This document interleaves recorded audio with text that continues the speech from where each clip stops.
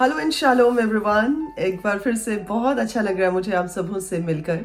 परमेश्वर का धन्यवाद देते हैं कि आप परमेश्वर में बढ़ रहे हैं और आपकी जिंदगियों के लिए मैं प्रभु का धन्यवाद देना चाहती हूँ कि जैसे प्रभु आपके विश्वास को दिन प्रतिदिन बढ़ा रहे हैं। मेरी प्रार्थना है कि परमेश्वर और भी अपने वचनों की गहराई में ले जाकर अपने विश्वास को आपकी जिंदगी में प्रैक्टिकली दिखाकर आपके विश्वास को और बड़ा करें और ऊंचा करें और आपको प्रभु अपने आप में मजबूत करें। आज एक वचन जो मैं पढ़ रही थी जिसे पढ़कर मुझे बड़ी एनकरेजमेंट मिली, मैंने सोचा मैं आपके साथ भी शेयर करती हूँ, जो कि है इब्रानियों की पत्री यानी book of Hebrew chapter number 4 और उसके 14 से लेकर 16 तक। यहाँ पर ऐसा लिखा है, सो जब हमारा ऐसा बड़ा महायाजक है जो स्वर्गों से होकर गया है, अर्थात परमेश्वर का पुत्र यीशु, तो आओ हम अपने अंगीकार को दृढ़ता से थामे रहें, क्योंकि हमारा ऐसा महायाजक नहीं जो हमारी निर्बलताओं में हमारे साथ दुखी ना हो, वरन वे सब बातों में हमारी तरह परखा तो गया पर फिर भी निष्पाप निकला। इसलिए आओ हम अनुग्रह के सिंहासन के सामने हियाब बांध कर चलें कि हम पर दया हो और वह अनुग्रह पाएं जो आवश्यकता के समय यानी जरूरत के समय हमारी सहायता करे। और अगर आप इसको इंग्लिश में पढ़ते हैं, मैं थोड़ा सा उसके हिसाब से भी आपको समझाती हूँ। तो बेसिकली यहाँ पर बात की गई है कि प्रभु यीशु मसीह एक ऐसे महायाजक हैं, एक ऐसे हाई प्रीस्ट हैं जो स्वर्गों से होकर गए हैं, यानी कि अब वो एक ऐसी जगह पर बैठे हुए हैं जो बहुत हाई सीट है हेवन में, और उस सीट पर वो अपने उस काम को कर रहे हैं जिस काम के लिए उनको वहां पर बिठाया गया। दैट मीन्स अब वो मेरे और आपके लिए इंटरसीड कर रहे हैं। लेकिन जो बात है वो ये है कि अब जबकि हमें पता है कि प्रभु यीशु मसीह ये काम कर चुके हैं, तो ऑब्वियसली अब हमारा काम क्या है, हमें बस वो कन्फेस करना है, हमें अपने मुंह से बोलना है और हमें सिर्फ उस चीज का विश्वास करना है कि ऐसा ही है। और आगे ऐसा है कि अब ये जो बंदा हमारे लिए विचोला है, अगर आप कहें, मान लीजिए अगर कोई आपका केस लड़ रहा हो या कोई आपके चीज किसी तक कोई बात पहुंचा रहा हो, तो आपको क्या लगता है कि वो एक ऐसा बंदा होना चाहिए जो ट्रस्टवर्दी होना चाहिए, वो ऐसा शख्स होना चाहिए जो आपकी फीलिंग को समझ सकता हो, जो आपके साथ कनेक्ट कर सकता हो, जो जिससे आप अपने मन की बात खुलकर कह सकते हैं, जिसके साथ you can be just yourself. और ऐसा कोई बंदा हो जिसके सामने आप खुलकर कह सकते हैं एक हायर अथॉरिटी को अप्रोच करने से पहले, तो आपको कैसा महसूस होता है? आपको बड़ी तसल्ली, बड़ा इत्मीनान मिलता है। तो बस ऐसे ही है कि जब प्रभु यीशु मसीह क्या है, वो पहले तो हमारे साथ ही थे, यानी यहाँ पर धरती पे ही थे, लेकिन उसके बाद वो एसेंड कर गए कहाँ पर? उस जगह पर जो राइटफुली उनकी है। और अब वो क्या कर रहे हैं? वो मेरे और आपके लिए एक इंटरमीडिएटर का काम कर रहे हैं, एक मीडिएशन का काम कर रहे हैं। मेरी और आपकी जो बातें मुझसे प्रभु तक पहुंचाने की बातें हैं, पिता तक पहुंचाने की बातें हैं, आपकी बातें पिता तक पहुंचाने की जो बातें हैं, और जो बीच में गैप्स रह जाते हैं उनको फिल करने का काम जो है वो प्रभु यीशु मसीह करते हैं। क्यों कर सकते हैं? क्योंकि लिखा है कि वो हर चीज में हमारी तरह परखे गए, यानी वो एज अ ह्यूमन बीइंग आए, उन्होंने सारी चीजों में जो है जैसे मैं और आप जिंदगी जीते हैं, उन्होंने उन चीजों को देखा, उन चीजों में से होकर निकले, उन चीजों को आइडेंटिफाई कर सकते हैं, ताकि जब मैं और आप इस बात को बोले कि प्रभु ये प्रॉब्लम है, तो प्रभु आइडेंटिफाई कर सकें। ये नहीं कह सकें कि नहीं मुझे नहीं पता इसका क्या मतलब होता है, एटलीस्ट वो ये कह सकते हैं कि I have been through all of this, मैं इन सब चीजों में से गुजरा हूं, मुझे पता है तुम किस चीज में से होकर गुजर रहे हो। अगर आप रिजेक्शन की बात करें तो आप ये नहीं कह सकते कि प्रभु आपको नहीं पता रिजेक्शन कैसी होती है, प्रभु जानते हैं रिजेक्शन कैसी होती है। अगर तिरस्कार की बात करें, डिसऑनर की बात करें, अगर लोगों के ताना कशी की बात करें, अगर लोगों की बुरी जो है गॉसिप की बात करें, अगर लोगों की पॉलिटिक्स की बात करें, अगर अनहेल्दी जो है वो एक दूसरे के बारे में बात करने की बात करें, तो हर चीज में से प्रभु यीशु मसीह निकले, हर चीज में से परखे गए, हर चीज में से। लेकिन उन्होंने क्या किया? उन्होंने पाप नहीं किया, वो निष्पाप निकले। सिंफुलनेस उनकी जिंदगी का हिस्सा नहीं थी। तो यानी कि वो सब चीजों में परखे गए, सब पैरामीटर्स के ऊपर उन्हें जांचा गया, उनकी पड़ताल की गई, और फिर उन्हें क्या पाया गया कि बिल्कुल ओके रिपोर्ट है जी, कोई खामी नहीं है, कोई गलती नहीं है, इसमें कोई पाप नहीं पाया जाता। तो अब वो ऐसा इंसान जो ऑब्वियसली मैं इंसान तो नहीं कहूंगी, कि एक ऐसी एंटिटी, एक ऐसा जो रूप परमेश्वर का जिसमें कोई खामी नहीं है, कोई खोट नहीं है, पर वो मेरे जैसा, आपके जैसा रहा, और लेकिन अब वो जो है अपनी राइटफुल जगह पर है। वो हमारे लिए क्या कर रहा है? मीडिएशन कर रहा है, मध्यस्थता कर रहा है। अब मेन मुद्दे की बात क्या है? तो हमें क्या करना है? हमें बोल्डली परमेश्वर के स्वर्ग के सिंहासन के सामने आना है। तो आपका ये क्वेश्चन हो सकता है कि पास्टर नीतू, हमें बोल्डली आकर करना क्या है, या बोल्डली हम आ कैसे सकते हैं? देखिए, जब हम प्रार्थना करते हैं तो हम बोल्डली परमेश्वर के अनुग्रह के मर्सी सीट के सामने आते हैं। डरते हुए नहीं आते कि हाय इतनी खामियां, इतनी गलतियां, इतनी गुबार, इतनी प्रॉब्लम्स, इतना डिसअपॉइंटमेंट भरा माहौल, ऐसे नहीं आते। हम पूरी कॉन्फिडेंस के साथ आते हैं। और कॉन्फिडेंस क्या है? हमारे लिए उस जगह पर एक ऐसी स्पेस है जहां पर हम कॉन्फिडेंटली खड़े हो सकते हैं।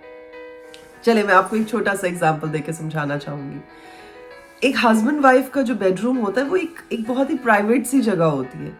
हर कोई नहीं, आप जो घर में आता तो उनको आप इनवाइट कर लेते, चले आप बेडरूम में बैठ जाए, ऐसा नहीं होता है। आप उन्हें लिविंग स्पेस में बिठाते हैं, आप उन्हें ड्राइंग रूम में बिठाते हैं, खाने के समय उन्हें डाइनिंग टेबल पर बिठाते हैं, बेडरूम में नहीं ले जाते, क्योंकि बेडरूम आपकी पर्सनल स्पेस है। It is a private place, जो एक प्लेस ऑफ इंटिमेसी है। हर कोई नहीं उसमें एंटर कर जाता। लेकिन जो आपके बच्चे होंगे उन्हें आपसे परमिशन लेने की जरूरत नहीं पड़ती। अगर आप लेटे भी होंगे तो बच्चे आएंगे और वो आपके कमरे में आकर आपके साथ बातें करने लग जाएंगे। और जो छोटे बच्चे होते हैं जिनमें पूरा कॉन्फिडेंस होता है कि हमें मना नहीं करेंगे हमारे पेरेंट्स, तो वो क्या करते हैं? वो सिर्फ आकर बैठ के बातें ही नहीं करते, वो बिस्तर में घुस जाएंगे।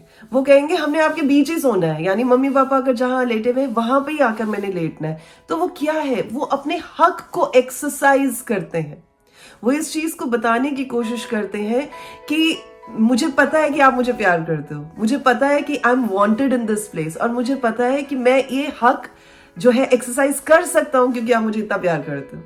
तो बिल्कुल ऐसा ही होता है कि हम, जबकि प्रभु यीशु मसीह के नाम में जो कॉन्फिडेंस हम में आया है, उस कॉन्फिडेंस को, उस कन्फेशन ऑफ फेथ को हम पकड़ लेते हैं, और उस कॉन्फिडेंस के साथ हम परमेश्वर की मर्सी सीट पर, प्रभु के दया के अनुग्रह के सिंहासन के सामने आते हैं, और उस बोल्डनेस के साथ हम आकर खड़े हो सकते हैं। क्योंकि हमें पता है कि ऐसा नहीं कहेंगे चलो चलो यहां से बाहर निकलो, ये तुम्हारे लिए जगह नहीं है। नहीं, हमें पता है वो जगह हमारे लिए है।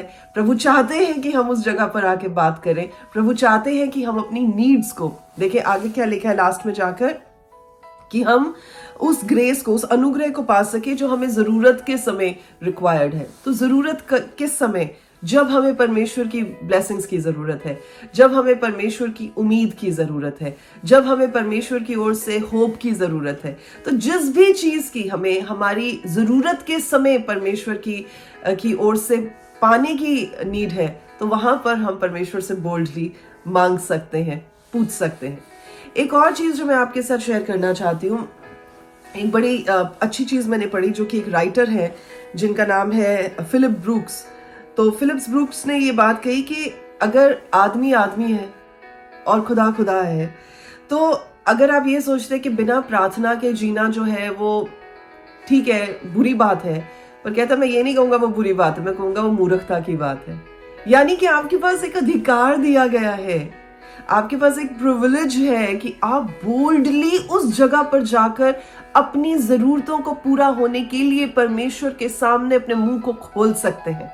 और जब आपके पास ये ऑप्शन है, ऐसा नहीं है कि ऑप्शन नहीं है, ऐसा नहीं है कि आपको ढूंढने की जरूरत है उस ऑप्शन को, ऐसा नहीं है कि आपको किसी से परमिशन लेने की जरूरत है, ऐसा नहीं है कि आपको वीआईपी टोकन जो है रजिस्टर करवाने की जरूरत है। कुछ भी नहीं करना है बाबा, आपको खाली विश्वास करना है कि मेरे लिए प्रभु यीशु मसीह उस जगह पर ऑलरेडी है जहां पर अब मैं जाकर खड़ा हो सकता हूं, बोल्डली उस मर्सी सीट के आगे खड़ा हो सकता हूं।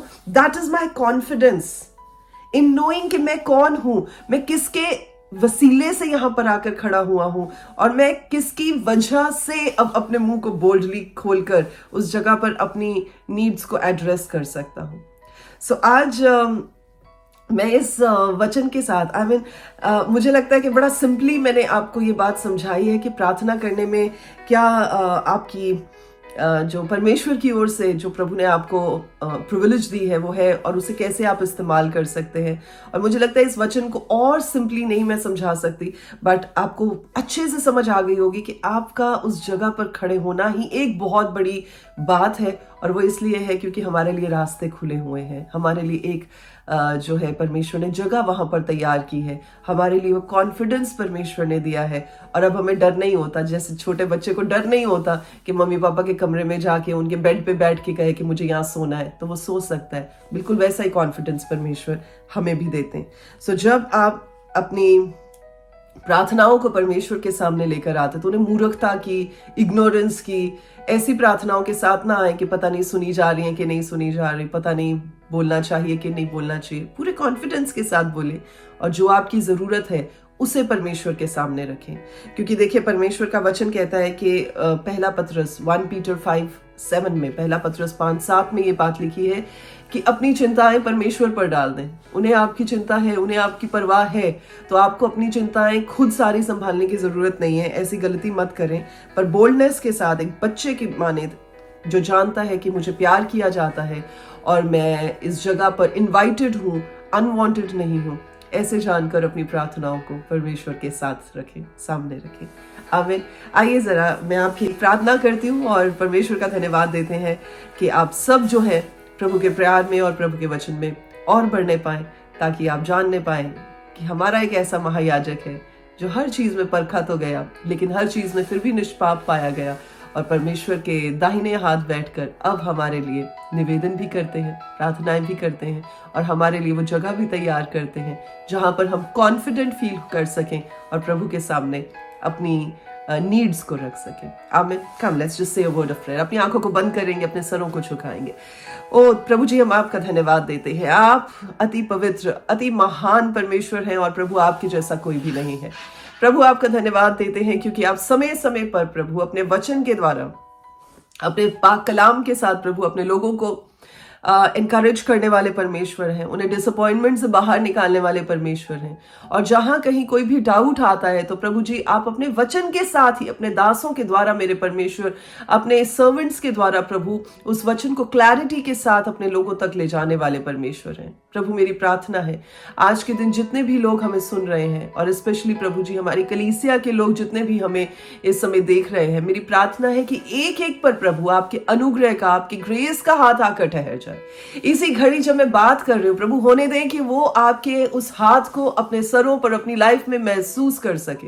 उनकी जिंदगी में जो भी प्रॉब्लम है मेरे परमेश्वर, चाहे वो प्रभु जी उनके घर के रिलेटेड है, चाहे उनकी पर्सनल लाइफ के रिलेटेड है, चाहे उनकी फिजिकल प्रॉब्लम्स के रिलेटेड है, चाहे उनके प्रभु जी इमोशनल चीजों के रिलेटेड है, चाहे परमेश्वर उनके फाइनेंसेस के रिलेटेड है, आज प्रभु यीशु के नाम से मेरे खुदावंद होने दें कि प्रभु हम बोल्डनेस के साथ उन प्रार्थनाओं को आपके सामने ला सके। प्रभु इनके मुंह खुलने पाए और वो बोल्डनेस के साथ, याब के साथ मेरे परमेश्वर आपके स्वर्ग के सिंहासन के सामने प्रभु अपनी आवश्यकताओं, अपनी नीड्स को रखने वाले हो सके। और जब वो रखें तो वो जाने के प्रभु आपने अपने हाथ को उनके लिए मूव किया है और उनके लिए प्रभु आपने प्रार्थना के जवाब को रिलीज किया है। प्रभु जी मैं बहुत धन्यवादी हूँ आपकी, मैं बहुत शुक्रगुजार हूँ क्योंकि आपने मेरी इस दुआ को सुना है। और प्रभु मेरा विश्वास है कि आज जितनों ने इस वचन पर विश्वास किया है, आपने उनकी जिंदगी में भी प्रभु इस विश्वास को और बढ़ा दिया है। धन्यवाद देते हुए सारी की सारी प्रार्थना बड़े ही विश्वास के साथ, बड़े ही प्रभु जी ईमान के साथ, बिना किसी भी डाउट के हम प्रभु यीशु मसीह नासरी के जिंदा, सामर्थी और जयवंत नाम में होकर मांग लेते हैं। और प्रभु के सब लोग कहते हैं आमीन। हाथ उठा के कहें आमीन, और इस बात को कहें परमेश्वर मैं इस वचन को रिसीव करता हूं ताकि ये वचन मेरी जिंदगी में काम करे। और सिर्फ ऐसा ही नहीं कि मैं वचन को सुनूं, लेकिन मैं इस वचन के हिसाब से जब चलूं तो प्रभु आपके बड़े बड़े रिजल्ट्स को देख सकूं। आमीन। सो परमेश्वर आप सबों के साथ रहें। God bless you all. प्रभु में आप सबको शालोम।